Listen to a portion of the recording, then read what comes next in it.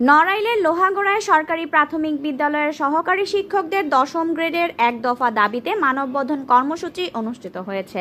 শনিবার 28 সেপ্টেম্বর সকালে লোহাগড়া উপজেলা পরিষদের প্রধান ফটকে ঘণ্টাব্যাপী এই মানববন্ধন কর্মসূচি অনুষ্ঠিত হয়েছে।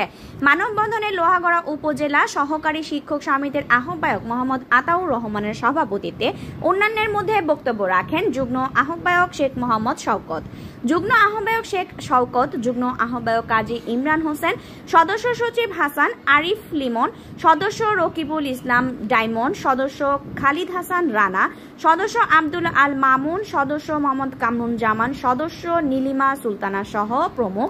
এ সময় বক্তারা বলেন, আমরা মানুষ গড়ার কারিগর, আমাদের যে গ্রেডে বেতন প্রদান করা হয় তা যথেষ্ট নয়।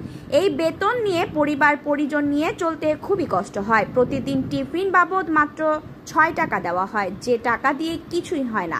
এ সময় সহকারী শিক্ষকরা বাংলাদেশ সরকারের প্রধান উপদেষ্টার নিকট 10 গ্রেড প্রদান করার জোর দাবি জানান। মানববন্ধন শেষে সহকারী শিক্ষকরা একটি বিক্ষোভ মিছিল করেন।